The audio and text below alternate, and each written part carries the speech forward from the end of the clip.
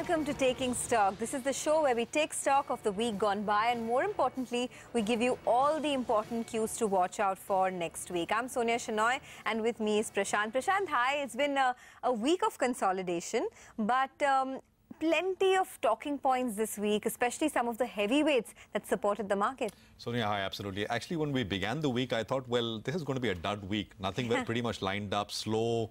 But it's not turned out to be that way, right? I mean, lots of earnings, if not anything, to kind of sort of spice things up. And we've ended the week with some pretty important earnings as well. Yeah. But, Sonia, I think if you just take a look at the overall demeanor of the market, it still remains very bullish. I actually went back and looked at the last 3 weeks on the Nifty, and we basically moved close to close. We moved 70 points, that's it. We were at 9,200 2 weeks back. We are at 91.20 or so, right? So, I mean, it's not really gone anywhere at all. But the fact is we've had enough excitement and sort of, as I said, enough spice with lots of stock-specific talking points out there. Yes, in fact, you've made a lot of money this week, even if the market was in consolidation. I mean, look at some of the stocks, right? You had a huge rally in Reliance ahead of its numbers on Monday. You had big moves coming into so many mid-cap stocks, Sun TV, TVS Motor, BEL, all hitting new highs this week. India Cements and the strong rally there. Real estate stocks hitting 52-week highs. Yeah. So if you picked your stock and your sector right, I think, you would have made a lot of money. But this is the question that we're going to pose to our guests joining us on the show today. Andrew Holland, and on the technicals we have Ashwini Gujral in a bit. But first, Andrew, let me come to you. It's been a good week for the market. It's sort of not been, too choppy for the headline index and so much money making in the broader markets. But do you think that this trend of a range-bound market could continue for a while?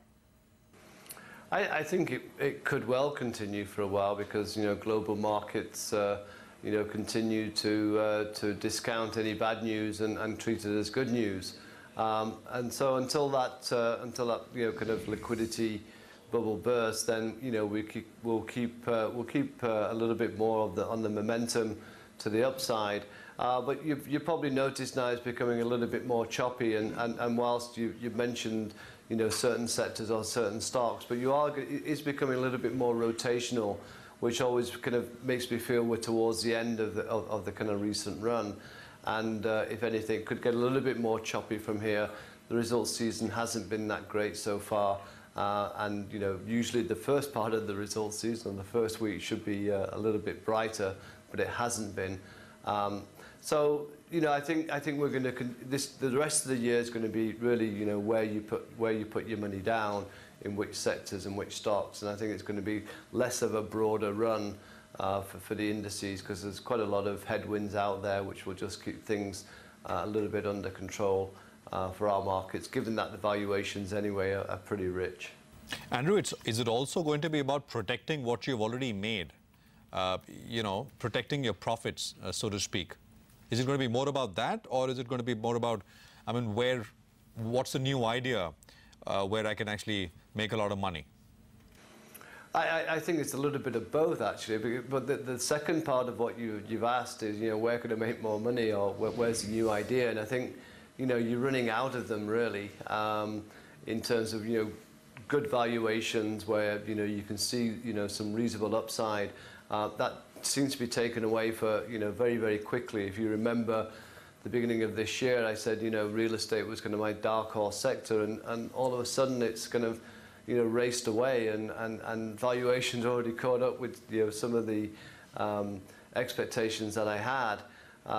So, the market's very quick to reward or kind of move stocks ahead of where maybe they should be in terms of fundamentals. So as I said, it's become a little bit more rotational. But there are certain sectors, and real estate was one, shipping is another, which we identified as being a new kind of place for investment, given that where the Baltic Dry Index is, and the valuations of these companies are pretty attractive as well. But again, you're starting to see those run up very quickly. So, once ever you come across a certain sector or stock, it's very quickly identified, and the valuation differentials that you were hoping to be able to buy on have moved up very quickly. Okay, so 2 thumbs up to you, Andrew, for picking the real estate sector, or rather identifying it well before the market did. In fact, we've seen huge rallies there. So tell us, where do you see the next dark horse emerge from, apart from shipping that you just spoke about? I suppose the other dark horse, well, it's not a dark horse because it's a well-known sector, but FMCG is something that we've become more constructive on. You know, as you probably remember, Sonia, I've always been balking at the kind of P's that you have to pay for these companies. But I do think that GST will be a game changer for the industry going forward. So that's the first kind of re-rating which I can see. And secondly, for one of the companies who was approached by a potential takeover bid, I think there's going to be a lot of reorganization and focus on bottom line, particularly on the margin fronts, which will be positive for the company. So I think those two catalysts for that company will be a re-rating for it. And if I compare it now to say an IT sector where I see very low single-digit growth, if that. I'm now looking at the FMCG sector and saying it could be kind of double-digit, but higher, kind of towards the higher end of the teens than the lower end that we've seen before.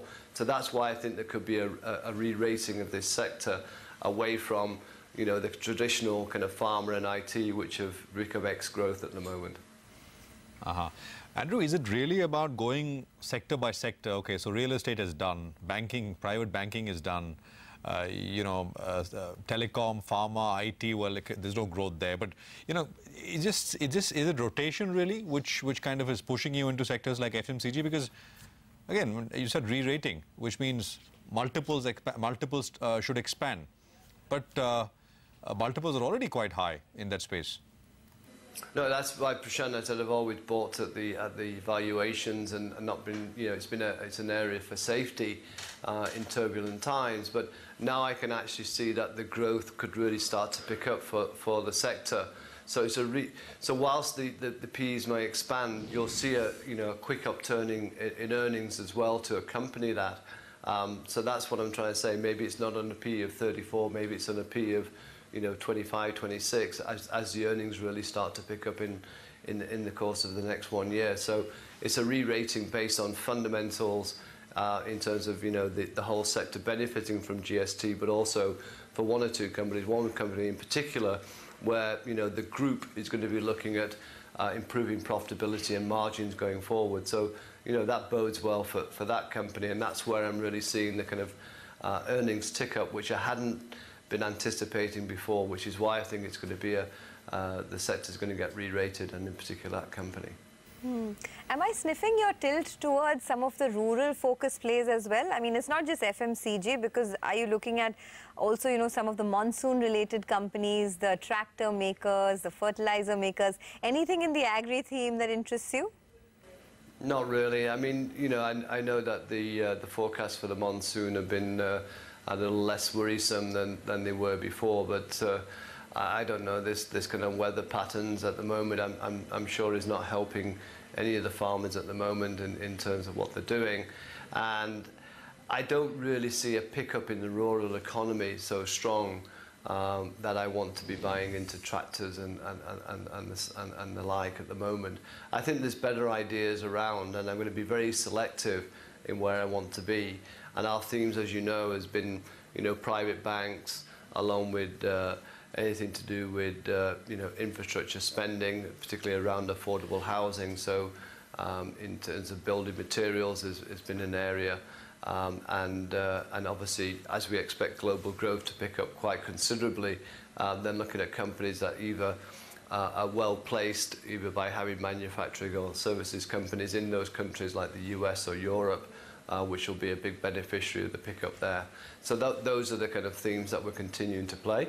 But you will find that there's going to be new sectors or new thoughts around how India is developing as an investment destination in terms of, for example, if you take global growth happening, I would expect for the financial services sector a lot more interest as companies look for higher kind of grossing assets in terms of yields, and that would bring you back to distressed assets, NBFCs. So there could be a lot more action in these sectors going forward, and companies which are obviously well established in them. So that's the kind of areas which we're keeping an eye on, and we think there's going to be a lot more interesting plays going forward. So it's not just your typical MBFC play.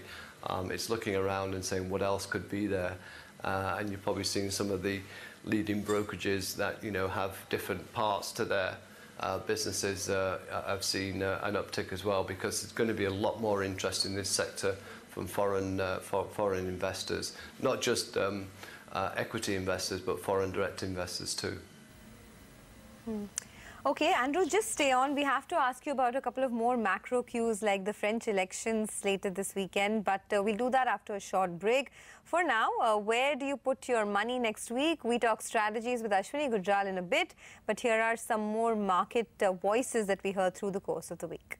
I'm always comfortable with the market. It's no issue. We have to only see in a change situation, how do you play? When markets were at say 7,000, 8,000, job was easier. Now you have to be even more careful what you buy at what price, because now most of the guys, they know at what to buy, what is good, but what you want to buy is not available at your price. So then you have to find something. First thing, you'll find very few things which are good and which probably might be reasonable priced. So finding good thing at reasonable price is the biggest challenge in this market. I think that you are looking at a monster rally in some of these PSU banks in the weeks and months to come. I think the kind of setups that we have in some of these smaller names, I would like to believe that many of these names can actually move up 2 or 3 times from current levels. And a lot of the mid-sized names can actually give you 40 to 50% upside over the next 6 to 9 months. I think clearly market is in a consolidation range. We are unlikely to see any great fireworks in the earnings season. We are looking for opportunities during this earnings season. We are not creating too much cash, but with whatever cash we have in our funds, we will look for opportunities in terms of volatile periods during earnings season, and accordingly we'll build up positions. But we remain positive on the overall outlook for the market.